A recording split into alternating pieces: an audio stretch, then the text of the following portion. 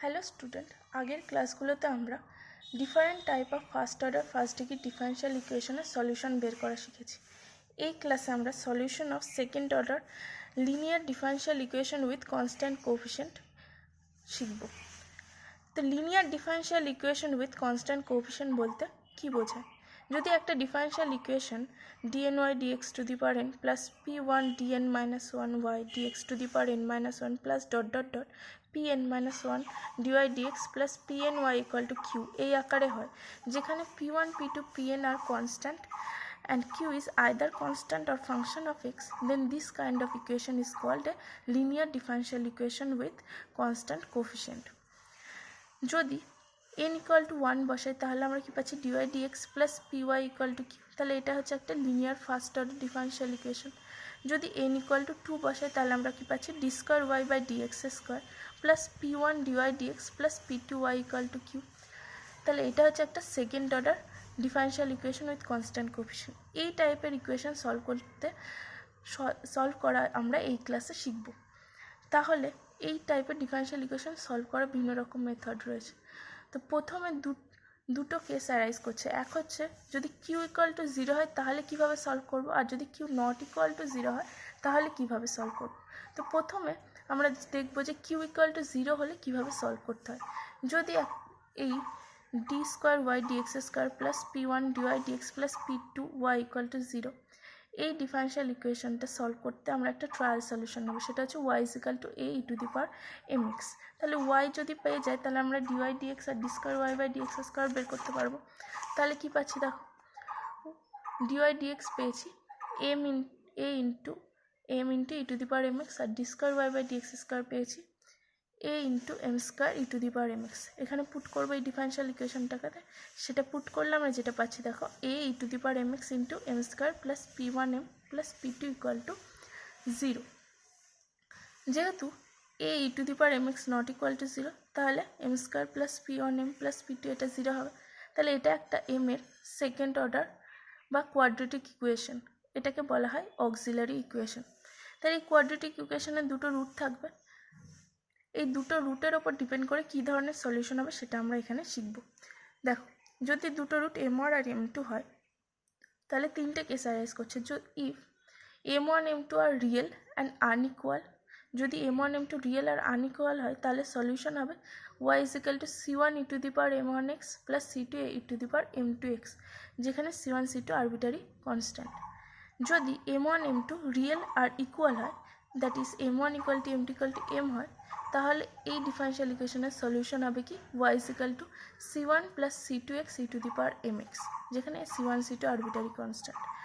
এবার যদি m1 আর m2 দুটোই কমপ্লেক্স রুট হয়, that is m1 equal to alpha plus I beta আর m2 equal to alpha minus I beta হয়, তাহলে এই ডিফারেনশিয়াল ইকুয়েশনের সলিউশনকে আমরা তিনটেভাবে লিখতে পারবো। একটা হচ্ছে c1 cos beta x plus c2 sin beta x e to the power alpha x, আর এটা কি a into E to the power alpha x cos beta x plus 5, অথবা a dash e to the power alpha x sine x beta x plus 5। এই তিনটে একটা ইকুয়েশনেরই সলিউশনকে representation দেবে। এবার ধরো আমরা যদি এক্সাম্পল করি, ফার্স্ট এক্সাম্পলটা দেখো কি বলা রয়েছে।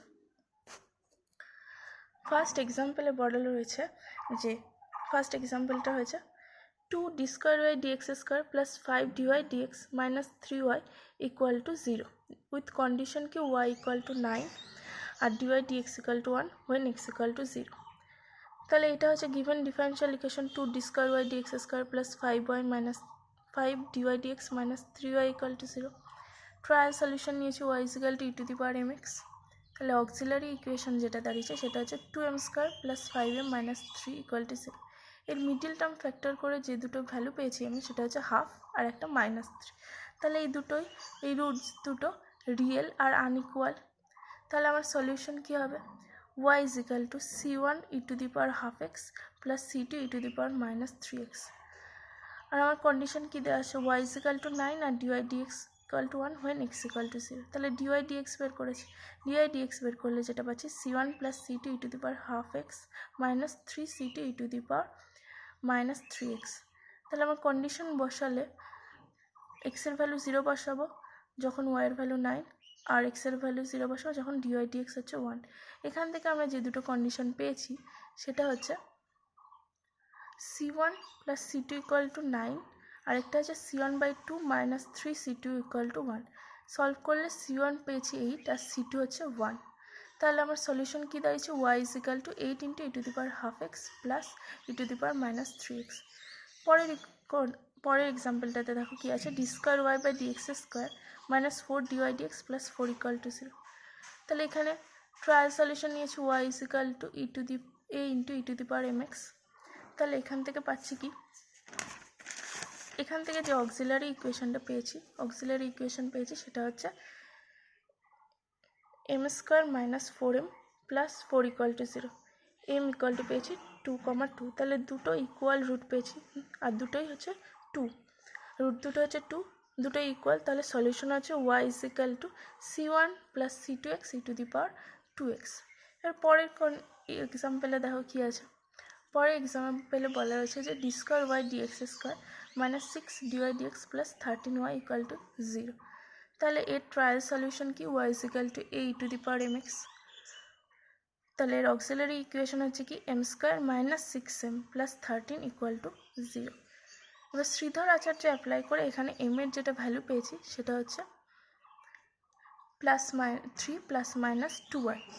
তাহলে m1 হচ্ছে 3 প্লাস 2y আর m2 হচ্ছে 3 মাইনাস 2y। তাহলে এখানে আলফা হচ্ছে 3 আর বিটা হচ্ছে 2। তাহলে সলিউশনকে আমরা শিখেছি যে তিনটেভাবে লেখা যায়। কি সলিউশন হচ্ছে দেখো, তাহলে সলিউশন হচ্ছে কি y is equal to c1 cos 2x plus c2 sin 2x e⁻3x, যেখানে c1 c2 আরবিট্রারি কনস্ট্যান্ট। অথবা এই সলিউশনটাকে আমরা লিখতে পারি কি y is equal to a e⁻3x cos 2x plus 5, যেখানে a আর 5টা হচ্ছে আরবিট্রারি কনস্ট্যান্ট। অথবা লিখতে পারি কি y is equal to a dash e⁻3x sin of 2x plus theta. a dash আর থিটা হচ্ছে আরবিট্রারি কনস্ট্যান্ট। এই তিনটের মধ্যে যে কোনো একটা সলিউশন লিখলে সেই সলিউশনটা ঠিক হবে। এরপরে দেখো আমরা এখানে 5টা এক্সারসাইজ করতে দিয়েছি।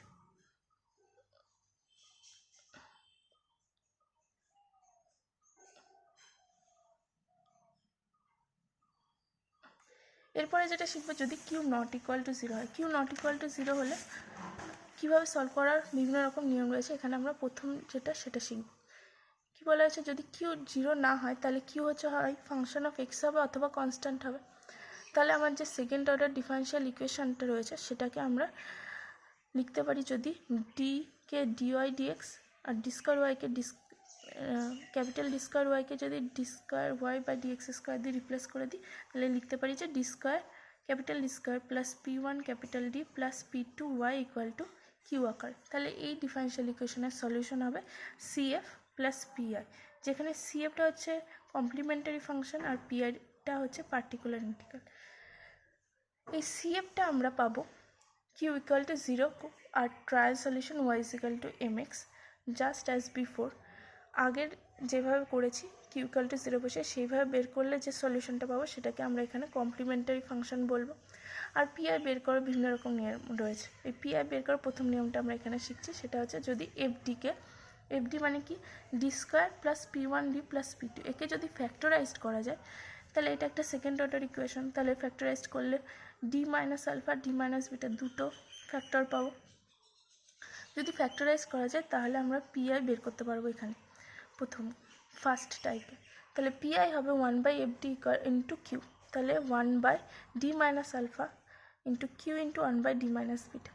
এইটাকে যদি কিউ বাই ডি মাইনাস বিটাকে যদি আমরা জেড পুট করি তাহলে কী পাচ্ছি y p is equal to 1/d minus alpha into z. তাহলে কী পাচ্ছি d minus beta into z equal to q. আবার ডি জানি যে ডিডিএক্স, তাহলে আমরা এটা জেডের একটা first degree linear differential equation পাচ্ছি, d z d x minus beta z equal to Q. তাহলে এই ডিফারেনশিয়াল ইকুয়েশন আমরা সলভ করা শিখেছি কীভাবে linear first degree differential equation solve করতে হয়। এর জন্য আমার ইন্টিগ্রেটিং ফ্যাক্টর লাগবে। ইন্টিগ্রেটিং ফ্যাক্টর এখানে কী হয়েছে e⁻মাইনাস অফ বিটা ডিএক্স। তাহলে কি সলিউশন হচ্ছে z into e⁻of minus beta d x equal to integration of q into e⁻মাইনাস বিটা ডিএক্স তার ডিএক্স। এবার জেডের ভ্যালু পুট করলে আমরা ওয়াইপিটা পাবো। তাহলে ওয়াইপি দেখো ওয়াইপি মানে কি 1/d minus alpha into z, তাহলে d minus alpha into y p is equal to কি জেড পেয়েছি। তাহলে এটা একটা ওয়াইপির first order first degree linear differential equation. একে আমরা সলভ করা জানি ইন্টিগ্রেটিং ফ্যাক্টর মেথডে। এখানে ইন্টিগ্রেটিং ফ্যাক্টর কী হয়েছে e to the power minus of alpha d x. তাহলে সলিউশন আছে কি YP into E to the power minus of alpha d x equal to integration of z into E to the power minus alpha d x d x. এবার z এর value এখানে put করব, তাহলেই আমরা সলিউশনটা পেয়ে যাব। ফার্স্ট এক্সাম্পলটায় দেখো কী বলা রয়েছে, D square Y by DX square minus 3 DY DX plus 2y equal to E to the power 3x। তাহলে এখানে এই ডিফারেনশিয়াল ইকুয়েশনটাকে প্রথম আমরা কি করব, সিএফ বের করব। সিএফ বের করার জন্য কিউ ইকুয়াল টু 0 করলে আমরা যে সলিউশনটা পাচ্ছি সেটা হচ্ছে D square Y by DX square minus 3 DY DX plus 2y equal to 0। Trial solution Y is equal to E to the power mx। তাহলে এখানে অক্সিলারি ইকুয়েশন পাচ্ছি কি M square minus 3m plus 2 equal to 0। তাহলে M এর দুটো root বেরিয়েছে 2 আর 1, যেহেতু দুটো রুটই রিয়েল আর আনইকুয়াল, তাহলে সলিউশন কি ওয়াইসি হচ্ছে c1 E to the power 2x plus c2 E to the power x। এবার আমার পিআই বের করতে হবে।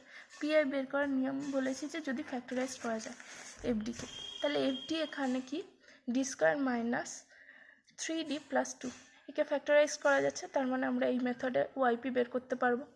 তাহলে ওয়াইপি হবে কি 1/fd ইন্টু কিউ, মানে 1/d minus 1 into d minus 2 E to the power 3x। আমরা জেডকে জেড ইকুয়াল টু কি পুট করেছি 1/d minus 2 E to the power 3x। তাহলে ওয়াইপি পেয়েছি 1/d মাইনাস 1 ইন্টু জেড। এরপরে দেখো ডি মানে কি ddx, তাহলে এখানে একটা জেডের first order first degree linear differential equation পেয়েছি dz dx মাইনাস 2z equal to E to the power 3x। তাহলে এটাকে আমরা ইন্টিগ্রেটিং ফ্যাক্টর মেথড দিয়ে সলভ করতে পারবো। ইন্টিগ্রেটিং ফ্যাক্টর এখানে কি হয়েছে e to the power of minus 2 dx, that is E to the power of minus 2x। তাহলে সলিউশন কি z into E to the power minus 2x equal to integration of E to the power 3x, যেহেতু q এখানে e to the power 3x into E to the power minus 2x dx, that is E to the power x dx, that is E to the power x। তাহলে z পেয়েছি ই to the power 3x বসালাম। তাহলে y p পাচ্ছি 1/d minus 1 into z, that is 1/d minus 1 into E to the power 3x। এরপরে কি ওয়াইপির একটা দেখো first order first degree differential equation পেয়েছি d y p by d x minus y p is equal to E to the power 3x। তাহলে এখানেও integrating factor method use করবো, that is E to the power minus of d x, that is E to the power minus x. তাহলে solution কি YP into E to the power minus X integration of E to the power 3x into E to the power minus X DX, that is E to the power 2x by 2। তাহলে YP পেয়েছি ই to the power 3x by 2। তাহলে solution of the differential equation কি আমরা জানি যে solution হচ্ছে CF plus PI হবে, that is YC plus YP. তাহলে কি হচ্ছে y is equal to c1 E to the power 2x plus c2 E to the power x plus E to the power 3x by 2, যেখানে c1 c2 arbitrary constant. আজ তবে এইটুকুনি, বাকি কীভাবে পিআইগুলো বের করা যায় সেটা আমরা পরের ক্লাসে শিখব।